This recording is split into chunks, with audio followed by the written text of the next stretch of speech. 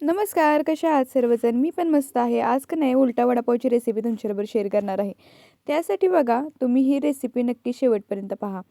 तर पहिल्यांदा शेंगदाणे छान भाजून घेतले, त्याच्यामध्ये लाल मिरची पावडर टाकली, थोडंसं जिरे टाकायचे आणि चवीनुसार मीठ टाकायचे. आणि नंतर आपल्याला ही शेंगदाण्याची चटणी मिक्सरला एकदम बारीक करून घ्यायची आहे.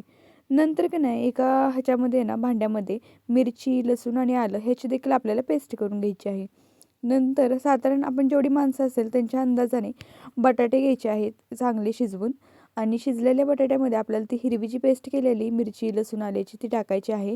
त्याचबरोबर थोडंसं हळद टाकायची आहे आणि जिरे टाकायचे आहे.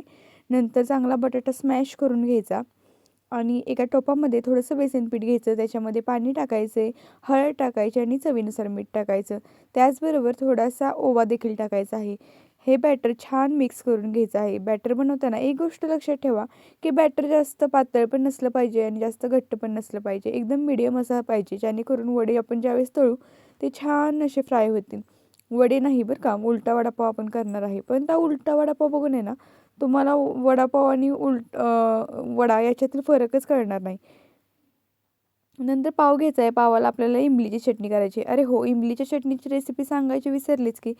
इमलीच्या चटणीसाठी आहे ना आपल्याला पहिल्यांदा चिंच आणि गूळ हे पाण्यात टाकून आहे ना त्याला चांगलं उकळी येऊन द्यायचे. चांगलं थोडंसं पाणी आटलं की ती चिंचेची चटणी तयार होते.